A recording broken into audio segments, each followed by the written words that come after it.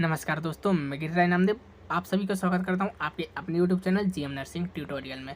So friends, आज के इस वीडियो में हम बात करने वाले हैं नर्सिंग प्रोसेस के बारे में कि नर्सिंग प्रोसेस क्या होती है, जिसमें से हम आज पढ़ने वाले हैं नर्सिंग प्रोसेस का इंट्रोडक्शन, नर्सिंग प्रोसेस की definition, purpose of nursing process and characterize of nursing process in Hindi में। सो फ्रेंड्स, बने रहिएगा हमारे साथ, वीडियो को पूरा देखें, समझ में आए तो फीडबैक भी ज़रूर दें। सो फ्रेंड्स, आइए हम फाइनली बात कर लेते हैं नर्सिंग प्रोसेस के इंट्रोडक्शन के बारे में कि the nursing process is generally defined as systematic problem solving approach for giving individualization comprehensive nursing care. It means क्या होता है फ्रेंड्स, जो नर्सिंग प्रोसेस है उसे हम जनरली डिफाइन कर सकते हैं सिस्टमैटिक प्रॉब्लम सॉल्विंग अप्रोच के रूप में।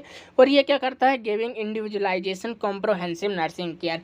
कॉम्प्रोहेंसिव नर्सिंग केयर का मतलब है कि जो हमारा पेशेंट या क्लाइंट है वो एडमिट हुआ है हमारे हॉस्पिटल में, तो उसको कॉम्प्रोहेंसिव मतलब संपूर्ण रूप से देखभाल प्रदान करना।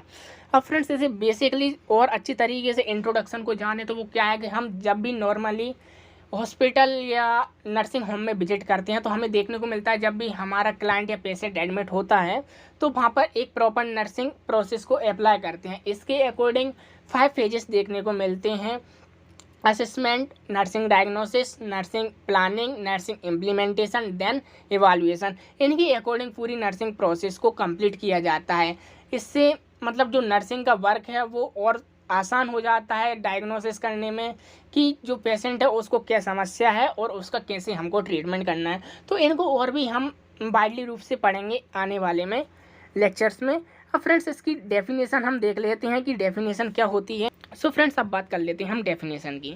The nursing process can be defined as an order wise systematically way of in identifying the client problem, making plan to solve, then initiating the plan or assessing others to implement it and evaluating the extent to which the plan was effective in resolving the problems identifying. It means क्या होता है friends की definition में हम normally ये कह सकते हैं कि जो नर्सिंग प्रोसेस है उसको हम ऐसे भी डिफाइन कर सकते हैं कि यह एक सिस्टमेटिक प्रोसेस है जिसके अंतर्गत हमें 5 मेथड देखने को मिलते हैं, 5 मेथड्स, जैसा कि मैंने अभी इंट्रोडक्शन में बताया। Assessment, nursing process, planning, implementation and evaluation. उनको हम एक एक करके एक क्रम से अप्लाई करते हैं और ट्रीटमेंट को एवालुएट करते हैं। अब फ्रेंड्स, इसमें एक और है, आप आपके सेल्फ ही इसमें ऐड कर सकते हैं। कैसे कि जो 5 फेजेस हैं ये सिस्टमेटिक प्रोसेस है, इसको आप सिस्टमेटिक ही अप्लाई कर सकते हैं। ऐसा नहीं है कि पहले आप इम्प्लीमेंटेशन कर दो फिर एवालुएट कर दो जिसके बाद में आप असेसमेंट करो, ऐसा नहीं है। जो है वो है। इट मीन्स क्या है कि असेसमेंट के बाद ही डायग्नोसिस होगा, डायग्नोसिस के बाद ही इम्प्लीमेंटेशन, एवालुएट, मतलब कहने का मतलब ये है कि क्रम बाय क्रम ही यह प्रोसेस चलेगी। ऐसा नहीं है कि आप इम्प्लीमेंटेशन के बाद डायग्नोसिस करें, ये पॉसिबल ही नहीं है। तो आई होप आपको डेफिनेशन समझ आई होगी। सो फ्रेंड्स, अब बात कर लेते हैं हम पर्पस ऑफ नर्सिंग प्रोसेस कि जो नर्सिंग प्रोसेस अप्लाई की जाती है एक नर्सिंग होम या हॉस्पिटल में, तो उसके पर्पस क्या रहते हैं। इसका मेन पर्पस तो यही है फ्रेंड्स कि पेशेंट को मेंटेनिंग करना हेल्थ के लिए, to help the patient in maintaining health के लिए पेशेंट को मेंटेन करना कि जो वो डिसीज़ के लिए आया है ट्रीटमेंट के लिए उसको कैसे मेंटेन करें जिससे वो कंफर्ट फील कर सके। सेकंड आता है प्रोटेक्ट क्लाइंट फॉर इलनेस। अब जिस इलनेस के साथ आया उसकी डिसीज का डायग्नोसिस करके ट्रीटमेंट अप्लाई करना, ये नर्सिंग प्रोसेस के अकॉर्डिंग ही आता है। थर्ड आता है आइडेंटिफाई क्लाइंट हेल्थ स्टेटस। अब जो पेशेंट या क्लाइंट है उसका हेल्थ स्टेटस पहले कैसा था, अब कैसा है, तो ये भी हम नर्सिंग प्रोसेस के अकॉर्डिंग ही देखते हैं। फोर्थ आता है फ्रेंड्स कि to identify client actual and potential health problem. इसका मतलब ये है फ्रेंड्स कि उसकी एक्चुअल कंडीशन क्या है और पेशेंशियल हेल्थ प्रॉब्लम मतलब कि जो हेल्थ प्रॉब्लम और जो हेल्थ प्रॉब्लम के साथ वो आया था और उसकी एक्चुअल कंडीशन में क्या अंतर है, तो वो भी हम नर्सिंग प्रोसेस के अंतर्गत ही देखते हैं, उसका हम एवालुएट करते हैं। फिफ्थ आता है to deliver the specific nursing intervention. यह नर्सेस को क्या करती है, इंटरवेंशन में स्पेसिफिक केयर प्रोवाइड करने का चांस भी देती है। सिक्स्थ आता है to promote recovery from illness. और जो पेशेंट की इलनेस है, क्लाइंट की इलनेस है, उसको आसानी से प्रमोट करने का काम करती है रिकवरी के लिए।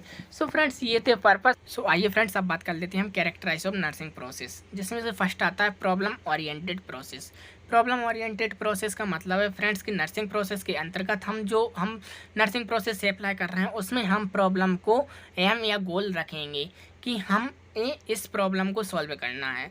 सेकंड आता है universally expected process. Universally expected process का मीन है कि ये सार्वभौमिक है। कहने का मतलब ये है फ्रेंड्स कि चाहे वो प्राइमरी हेल्थ सेंटर हो, कम्युनिटी हेल्थ सेंटर हो या फिर डिस्ट्रिक्ट हॉस्पिटल या सिटी हॉस्पिटल ही क्यों ना हो, हर हॉस्पिटल में ही नर्सिंग प्रोसेस एक जैसा होता है, systematic step by step follow किया जाता है।